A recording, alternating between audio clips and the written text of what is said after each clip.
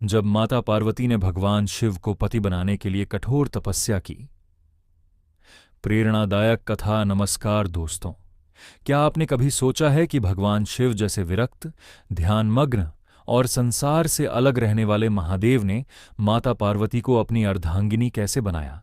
इसके पीछे केवल प्रेम नहीं बल्कि अटूट विश्वास, कठिन तपस्या और सच्ची भक्ति की ऐसी कहानी छिपी है जो आज भी करोड़ों लोगों को प्रेरणा देती है।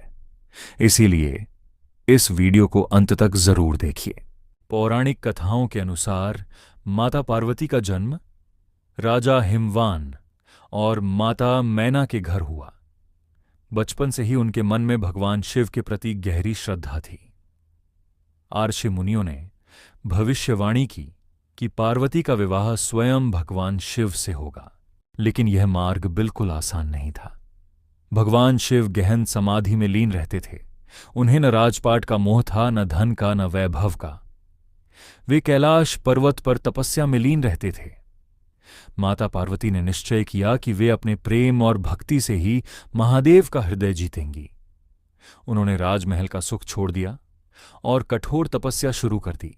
दिन बीतते गए, महीने बीत गए, फिर वर्षों का समय बीत गया। कहा जाता है कि उन्होंने पहले केवल फल खाए, फिर पत्तों पर जीवन बिताया और अंत में भोजन और जल का भी त्याग कर दिया। उनका पूरा मन केवल भगवान शिव के ध्यान में लगा रहा। देवता भी उनकी तपस्या देखकर आश्चर्यचकित हो गए। भगवान शिव ने उनकी भक्ति की परीक्षा लेने का निश्चय किया। वे एक साधु का वेश धारण करके माता पार्वती के पास पहुंचे और बोले, तुम जिस शिव को पति बनाना चाहती हो वे तो श्मशान में रहते हैं, शरीर पर भस्म लगाते हैं और गले में सर्प धारण करते हैं। ऐसे योगी से विवाह क्यों करना चाहती हो? माता पार्वती ने शांत स्वर में उत्तर दिया, महादेव जैसे दिखते हैं उससे कहीं अधिक महान हैं। वे दयालु हैं, न्यायप्रिय हैं और पूरे संसार के रक्षक हैं। मेरे लिए उनसे श्रेष्ठ कोई नहीं। ये सुनकर भगवान शिव अत्यंत प्रसन्न हुए। उन्होंने अपना वास्तविक दिव्य स्वरूप प्रकट किया और माता पार्वती की अटूट भक्ति को स्वीकार कर लिया। इसके बाद देवताओं, ऋषियों और समस्त लोगों की उपस्थिति में भगवान शिव और माता पार्वती का दिव्य विवाह संपन्न हुआ। ये विवाह केवल दो व्यक्तियों का नहीं बल्कि शिव और शक्ति के मिलन का प्रतीक माना जाता है। ये कथा हमें सिखाती है कि सच्चा प्रेम स्वार्थ से नहीं, विश्वास, धैर्य और समर्पण से प्राप्त होता है। कठिनाइयां चाहे कितनी भी बड़ी हों, यदि हमारा संकल्प अडिग हो तो सफलता अवश्य मिलती है। इसी कारण आज भी भगवान शिव और माता पार्वती का नाम आदर्श दाम्पत्य, विश्वास और भक्ति के प्रतीक के रूप में लिया जाता है। अगर आपको यह कथा पसंद आई हो तो वीडियो को लाइक करें, अपने दोस्तों के साथ साझा करें और ऐसे ही सनातन धर्म की प्रेरणादायक कथाओं के लिए चैनल को सब्सक्राइब करना न भूलें। हर हर महादेव। भगवान शिव और माता पार्वती के विवाह के बाद कैलाश पर्वत पर एक दिव्य जीवन की शुरुआत हुई। लेकिन यह केवल पति पत्नी का जीवन नहीं था बल्कि पूरी मानवता के लिए एक आदर्श था।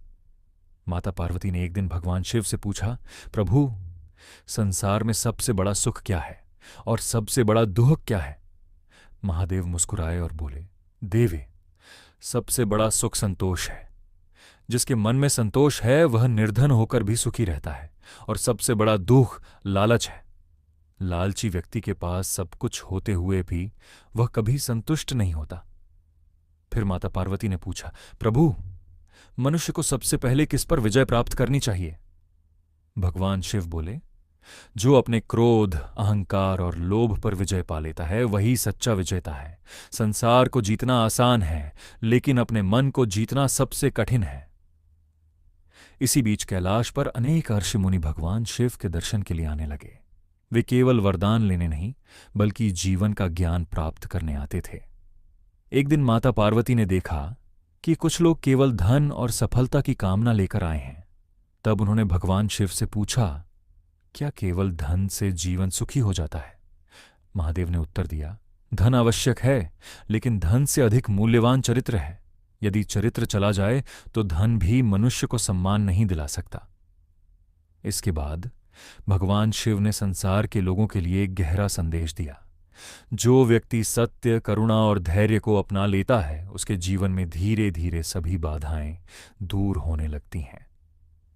माता पार्वती ने मुस्कुराकर कहा, प्रभु, यही ज्ञान लोगों तक पहुंचना चाहिए, क्योंकि आज अधिकांश लोग बाहर की दुनिया को बदलना चाहते हैं, लेकिन स्वयं को बदलना नहीं चाहते।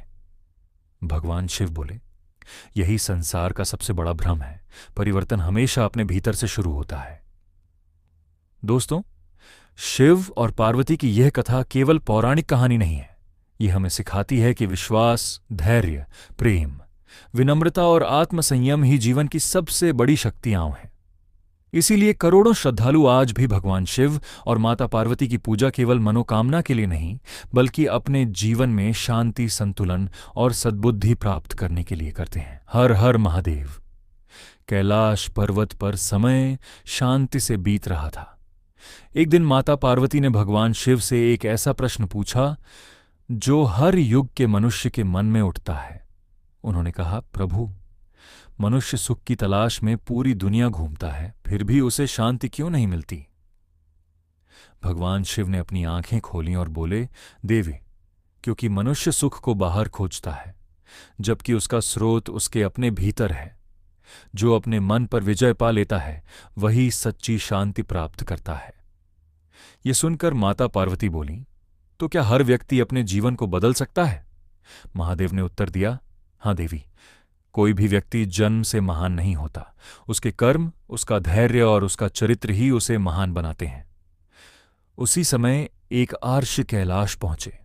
उन्होंने भगवान शिव से पूछा, हे महादेव, कलयुग में मनुष्य सबसे बड़ी भूल क्या करेगा? भगवान शिव ने कहा, वह दूसरों की गलतियां गिनने में अपना जीवन बिता देगा, लेकिन अपनी कमियों को देखने का समय नहीं निकालेगा। जो स्वयं को सुधार लेता है, उसके लिए संसार अपने आप बदलने लगता है।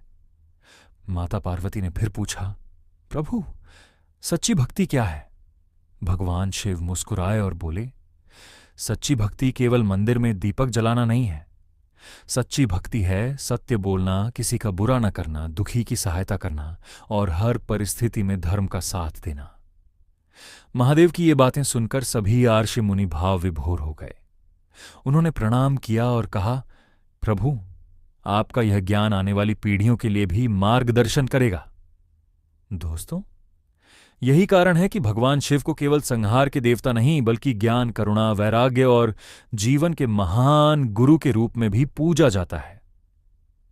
यदि हम उनके बताए हुए मार्ग पर चलें, तो हमारा जीवन अधिक शांत, संतुलित और सार्थक बन सकता है। अगली कथा में हम जानेंगे कि भगवान शिव ने माता पार्वती को अमृतत्व और जीवन के गहरे रहस्यों का ज्ञान कैसे दिया, जिसे सुनने के लिए स्वयं देवता भी उत्सुक रहते थे। हर हर महादेव।